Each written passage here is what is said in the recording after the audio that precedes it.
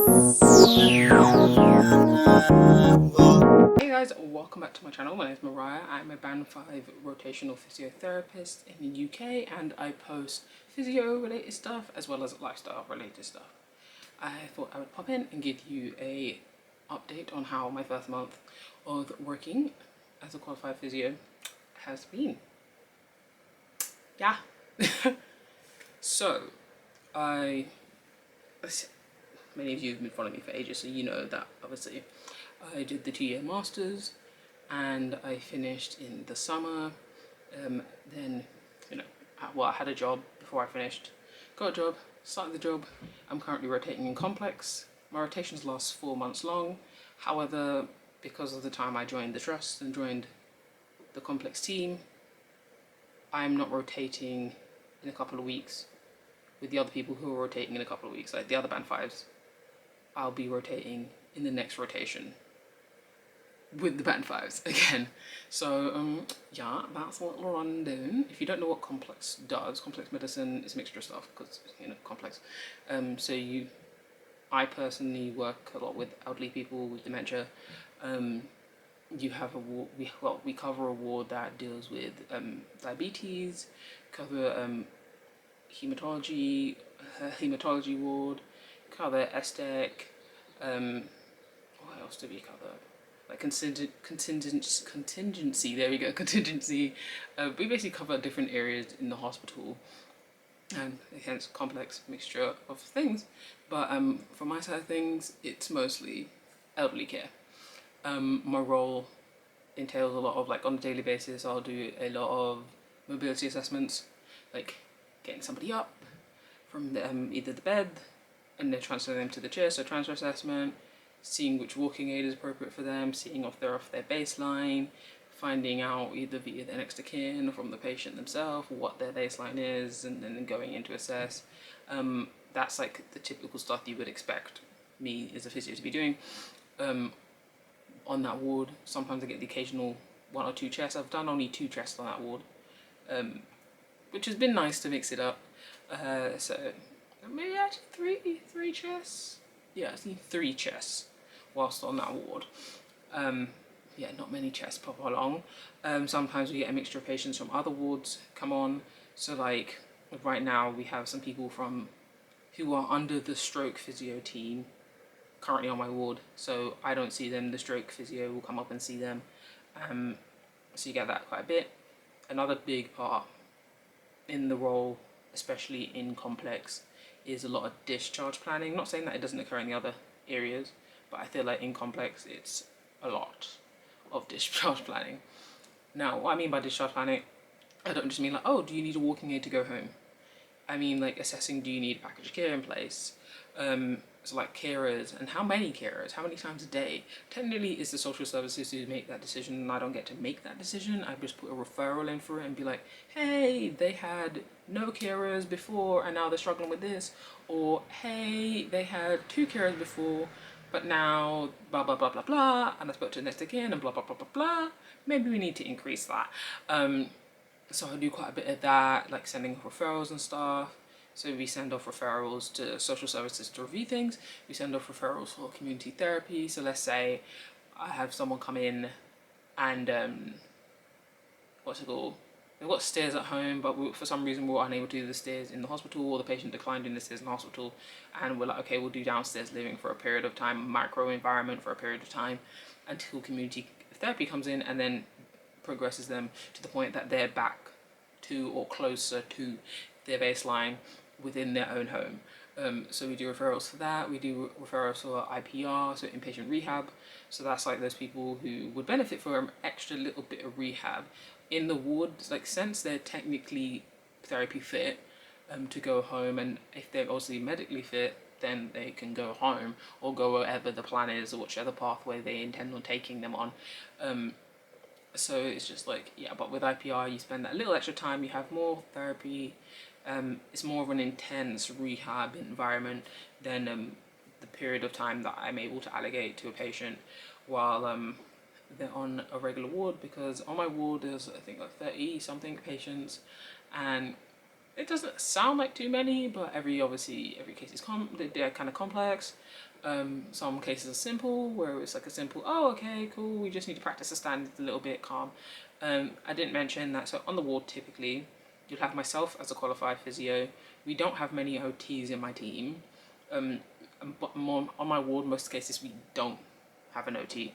We have the, like, occasional times an OT may be around, but it's not as frequent as physios, and there's a lot of physios in my team in general. So you have that. So on the ward, typically it'll be me, myself as the band 5 physio, and then you'll have my colleague who's a TI on the ward. We don't have, so that's a therapy, no, not assistant, that's a TA. So basically you have, what's it called? An ISW, so independent support worker, and then you have a TI, I can't remember the abbreviation, therapy something, oh sorry, I completely forgot the abbreviation, but you have ISW, TI, and then you'll have me, band 5, and then band 6, so on and so forth. So for school, for the most part, it's just me and the TI on the ward. We get a band 6 that comes around sometimes, and if anything, it depends on the caseload, to be honest, like whether the band 6 will come along. A few days lately we've been having the band 6 around, which is nice, because it's always nice to have the extra pair of hands and you get 3 more people in the caseload. So that's been nice. So that's kind of a rundown of how things are run on a daily kind of thing. In terms of how I've been finding it, not bad. Like initially, week one was intense. I'm not gonna lie. It was intense in terms of the fact that like I wasn't sure how it was gonna go. In terms of I wasn't sure whether it was gonna be like a okay, I understand you qualified, but we gotta go step by step, and then need to sign you off step by step to show that you're able to do this, even though you have the degree to say that you're able to do this, or whether it was gonna be a here's a ward, you got this senior that you can liaise with, boom, run, kind of thing, like you're free, and it was kind of like you're free.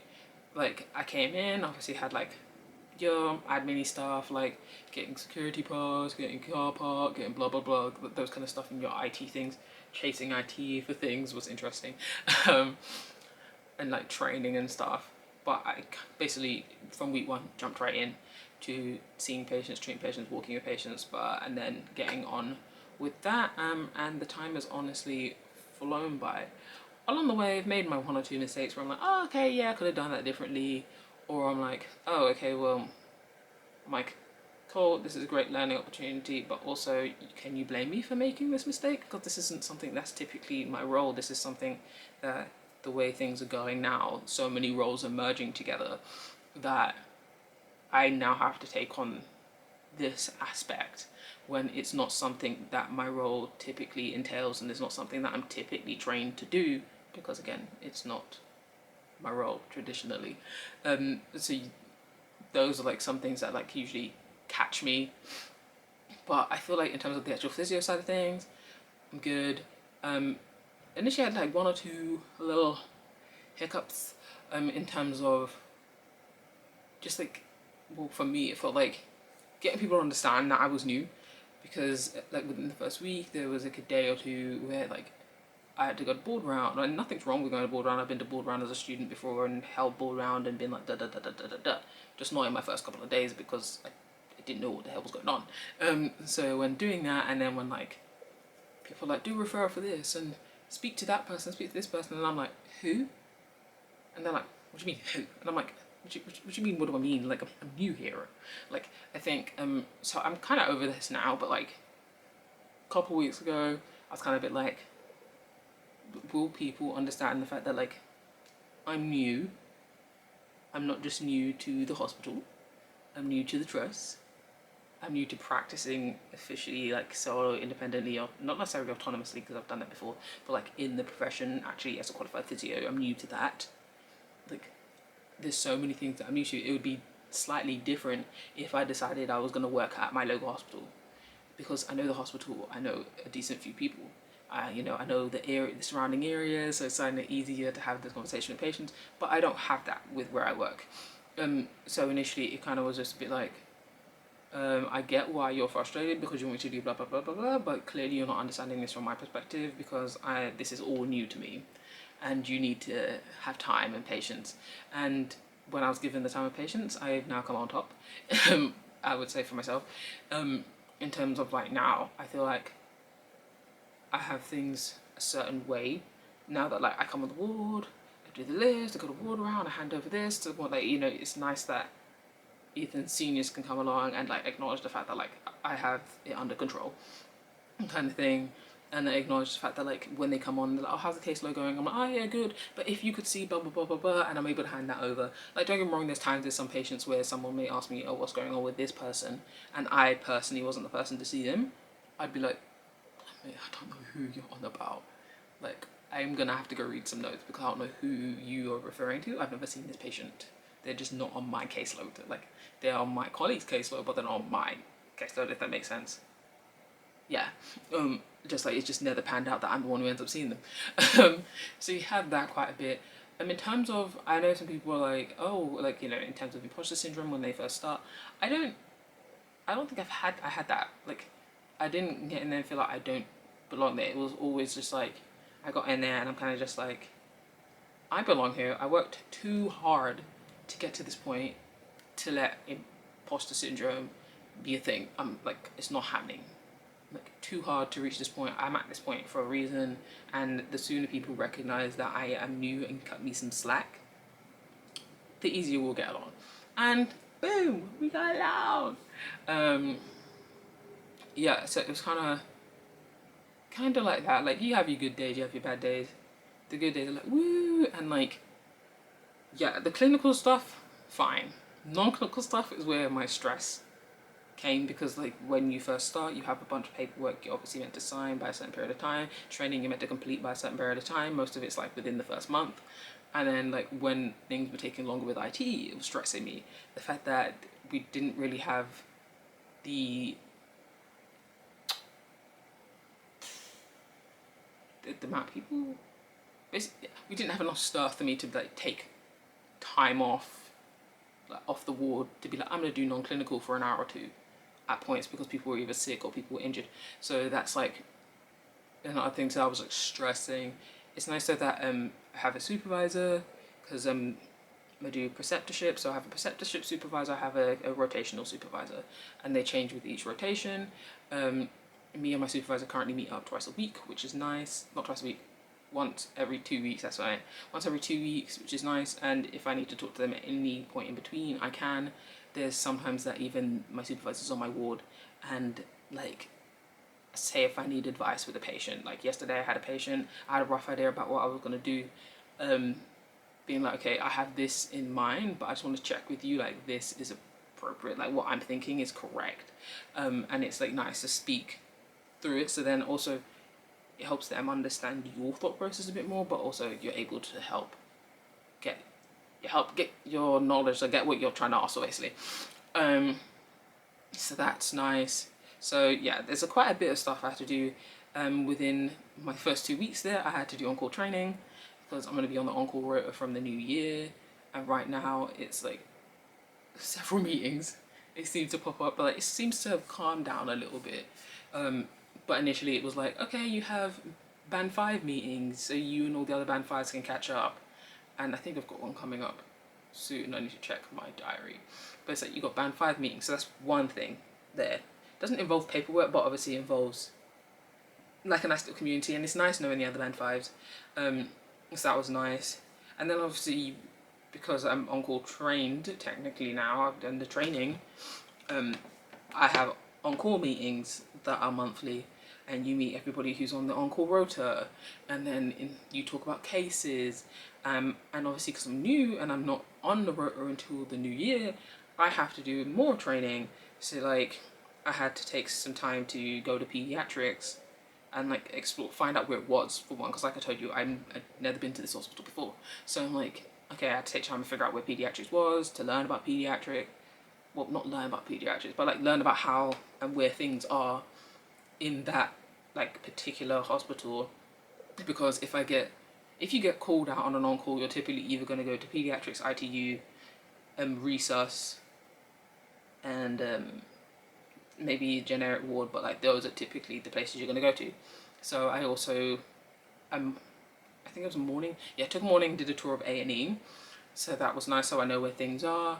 And then a few days ago, I was on critical care for a morning, which is nice as well. So it's nice to know where things were. Because when people were like, this ward, and I'm like, where is that? And they're like, oh, it's just upstairs. Like, yeah, but where? Like, so it's like nice having a better gist of where things are. So when running frantically in an on-call situation, I know where I'm heading, and I'm not wasting time. Another good thing that this hospital has done to help people with their on-call transition into on-call training, you've been set up with a buddy. So I haven't done a buddy shift yet. So basically you follow one of the people who are currently on the on-call rota, you follow a few of their on-call shifts. Hopefully you get called out at least once or twice, then you can experience what it's like. If not, because some people just never get called out while they're on their buddy shifts, then you know, it is what it is. And then it also suggests that once you're actually on the rota and you start, you have somebody who you feel comfortable calling, being like, hey, you know, I've been called to this situation, what do you think? So you're not just left in the dark. Like, it's really nice to have that for that situation. So I'll be doing a buddy shift in how many weeks? In about 2-3 weeks, I've got a buddy shift, so that's fun. Talking of shifts, so I typically work, well, I work 5 days a week, typically Monday to Friday currently, because from next month I'm going to be doing late shifts as well, which are typically Monday to Friday, but they can also be the weekend as well, because we offer a 7-day service, and weekends I'll also do as well.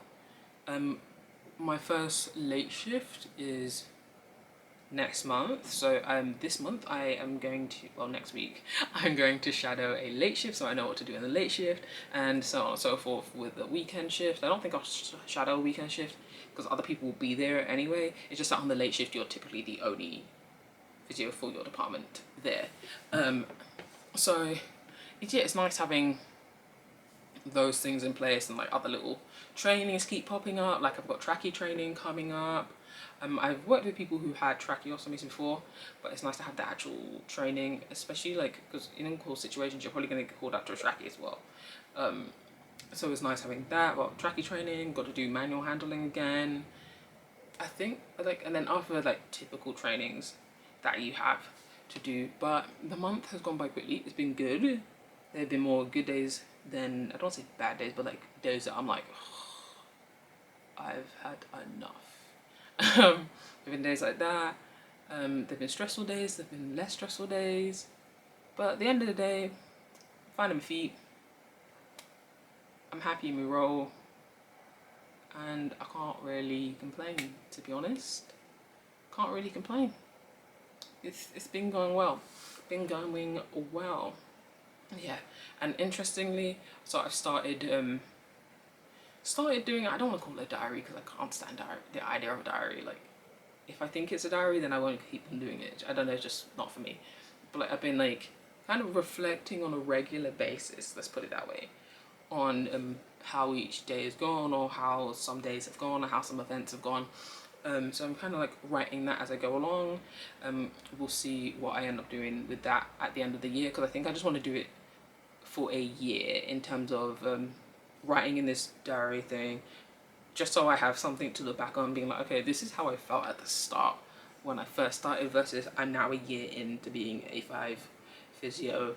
How am I feeling now? What am I thinking now? What experiences have I experienced in this year? Because I tell you now, by the new year, I'm going to not forget some of the things, but like these little days where I'm just like, ugh, it's going to be nothing, and there's moments where I've learned some things.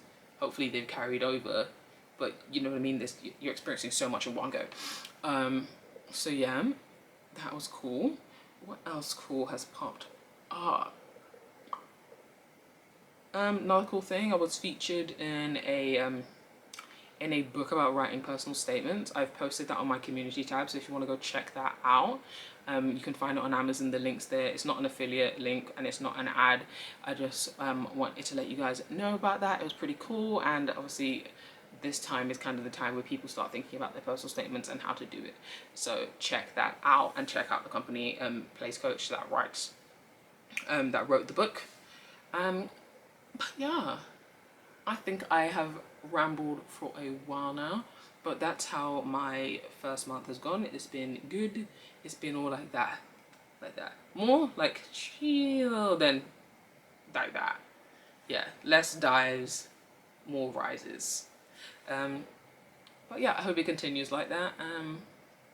And I will continue to enjoy my time on Complex.